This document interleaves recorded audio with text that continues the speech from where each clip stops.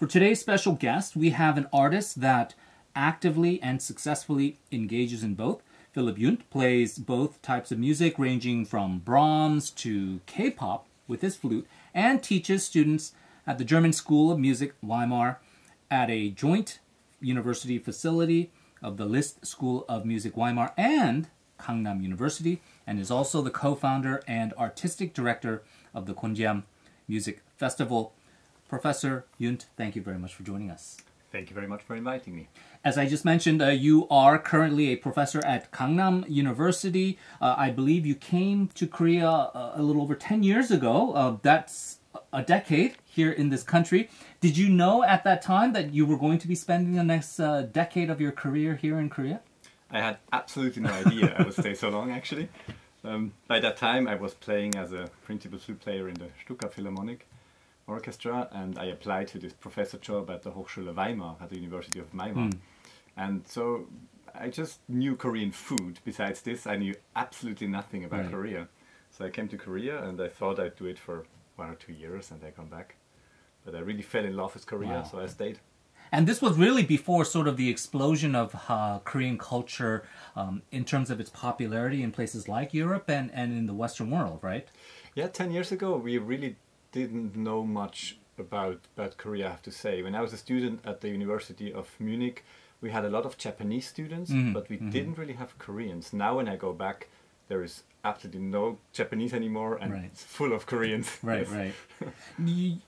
Just like many talented musicians, it's not just exclusively one instrument that you've been able to train in or dabble in. I understand that you actually started out initially with the violin.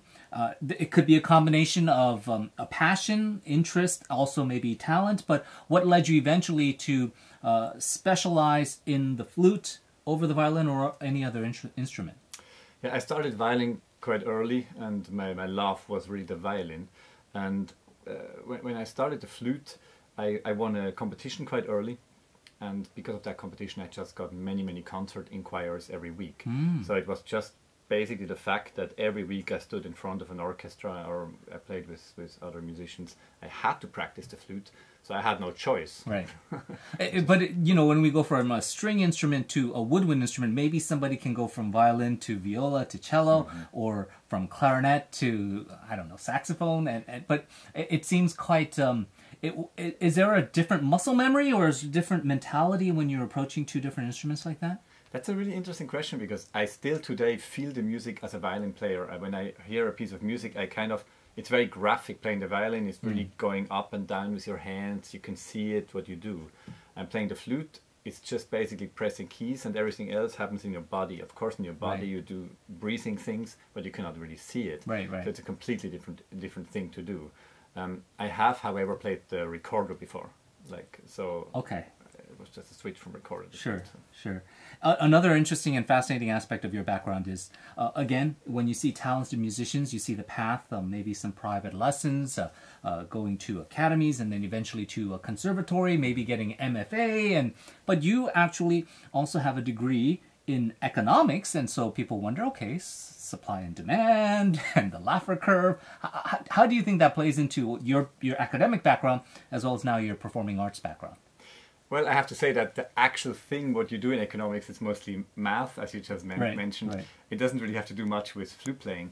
But I really strongly believe that if you want to be a good musician, you have to be a very balanced person and personality. And I criticize a little bit that today many musicians only stand in the practice room and practice and play. Of course, that's a very important part, what you do with your life as a musician, but I think you have to build as a personality. You have to do something with your brain muscle, you have to do something for your soul, for your heart. You have to be alone, you have to spend time with people. You have to really build your personality in order to be a good musician. And I think that these days we hear a lot of mediocre concerts or musicians, and I think it's mostly not because of their ability on the instrument, but it's because many people just are too focused on only doing the same thing, repeating the same thing every day, instead of looking right or left. Yeah, and that's fascinating, because when you think of let's say a young child who shows promise, and maybe automatically their parents and people around them say that they're a prodigy, and then you have to dedicate now all of your hours, maybe even at the expense of academics or free time, having fun with kids, going to prom and dating people, and that kind of single-minded focus might help you perfect your craft. But what you're saying with the artistry is you can tell then if someone is a well-rounded individual who has lived a rich life, and that is very different in the art that they convey to someone who's just been single-mindedly just practicing the scales all day long. Exactly. And it's very interesting, when I came to Korea, or my generation of musicians, there was a little bit of cliche about Korean musicians that they do exactly this. And I think now from the young players I see, like the 12, 14, 15-year-old kids, I see a lot of change, that they actually do more left and right. And their parents are not so, like they used to be, just focused on pushing them to do one thing. I've had contact or teaching a couple of young kids here whose parents I found extremely reasonable in letting them free time, which was maybe not the case 5 or 10 years ago. So I think there is a lot of change coming in that department too. Yeah, I can definitely tell you from personal experience. I started piano when I was 5. For some reason, my mom had thought I had talent in that and kept pushing it. And single-mindedly, she was also a musician. Eventually, I got sick of kind of that pressure to practice and practice. And I said, by 13, I'm going to quit. And I stopped doing it. And I guess there's sort of that backlash that is also the risk for certain kids. There's many examples like this. Even professionals who are like already 20, 25, they just quit. They don't see the sense there anymore. And I think this is something we should avoid since we're very young. Yeah, and it's really good, I think important as far as what you're talking about, this background here, and with a lot of Korean parents maybe having a little bit more of a modern mindset with that. For yourself, some years ago, you performed with your friend, the pianist Freddie Kempf, with music that you arranged, originally composed by Johannes Brahms. Can you tell us a little bit about that experience, and I suppose how you felt about it? It goes a little bit in a similar direction, that the flute repertoire is quite limited. And I always felt that when I was 16 already, I had played all the major repertoire in concerts many times. So I felt, what am I going to do with the rest of my life, playing the same pieces? So I really played all kind of music on the right and the left, from popular music to really contemporary classical music. The Brahms project was one of these, that I just felt I would really like to play fantastic, serious Brahms music together with my friend. And actually it was a wonderful experience, because Freddie, obviously when you have a friend and a musician like this, you don't need to talk much. We just came to rehearsal, we played, and we just communicated by playing, and we recorded it. And it doesn't really need much talking or much. That's different with a close friend than with, of course, some people you don't know well. When you talk about the limited repertoire of flute, I guess it's different if you are a pianist or a violinist. There's perhaps more, but still, if it's a finite supply of what is considered classical music, whether we're talking Baroque or Romantic or classical period, you run out of things to be able to perform, or at least it becomes repetitive. I mentioned this in the intro briefly, but you've also branched out into contemporary music as well. You arrange popular soundtracks from popular dramas, including KBS, the iconic drama Descendants of the Sun. I know that there's a certain segment in classical music world where I wouldn't say elitism, but they would say, oh, you know, this kind of popular mainstream music, do you really want to kind of subject your art to that kind of thing? What is your thinking behind that? Obviously, you've had success in both worlds. Well, that's actually a good point. And I remember when we started this project, we had this press meeting with some journalists, and literally every journalist asked me exactly this, like, how can you dare basically playing this kind of music? Don't you think it's cheap? And I have a strong opinion that why would it be cheap music? If something is touching your heart, it's a beautiful melody. There is different kind of qualities in music. Music doesn't have to be intelligently constructed. Music has to touch you, and of course there's different segments. Like Johann Sebastian Bach, he has everything. I guess he is very well constructed. He touches you, but there's just some music which have a beautiful melody, and that's enough for me.